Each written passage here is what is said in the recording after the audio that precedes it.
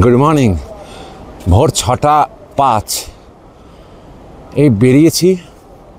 কালকে ভীমশিলা তোলা হয়নি, তো কালকে তো 7টা অবধি পুজোই হলো, তারপরে আরতি করতে করতে করতে অনেক রাত হয়ে গেছে, সেই জন্য আর তুলে ওঠা হয়নি।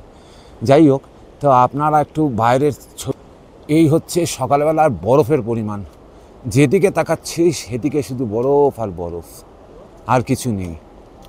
ভরে গেছে চারদিকে, এই প্রত্যেকটা পাহাড়ের মধ্যেখানে বরফ। এই দিকটায় তো আরও হয়ে গেছে, পুরো পুরো জোনটায়। এই যে এই জোনে শুধু বরফ, অসাধারণ দৃশ্য।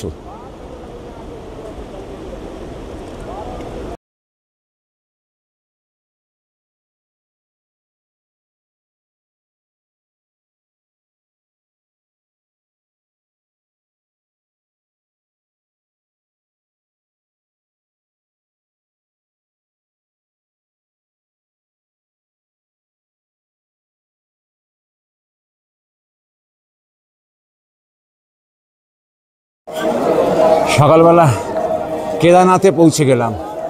এবার আপনাদের একেবারে কেদারনাথের সামনে থেকে চিত্রটা দেখাবো, কীরকম অবস্থা।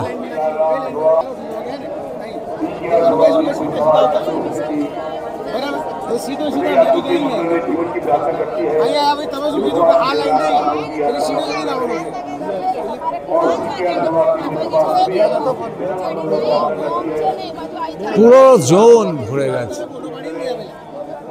যদি জুম করে দেখায় আরো, কারণ ক্যামেরা তো ওপরের মাথায় বরফে ঢেকে গেছে, সেটা করে সূর্যর কিরণ পড়ছে, সোনার মতন লাগছে।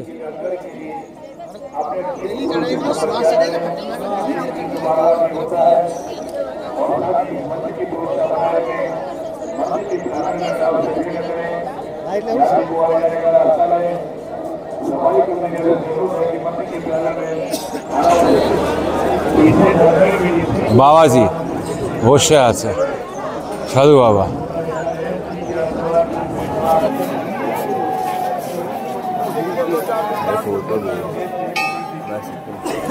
এই সেই ভীমশিলা, বিখ্যাত ভীমশিলা। 2011 সালে যখন বন্যা হয়েছিল, তখন সমস্ত কিছু হরিদ্বার এবং কেদারনাথে তছনছ হয়ে গেছিল। স্পেশালি কেদারনাথে এইখানে এই ভীমশিলা পাথর ওপর থেকে এসে এই মন্দিরের সামনে থেকে যায় এবং সেটি পুরোপুরি রক্ষা করে। মানুষের বিশ্বাস পাথর দিয়ে শিবলিঙ্গ বানানো, এটা মানুষের প্রাচীন বিশ্বাস। দেখুন কত বানিয়েছে, চার দিকে তাকালে প্রচুর, হাজারে হাজারে বানিয়ে রেখেছে মানুষ।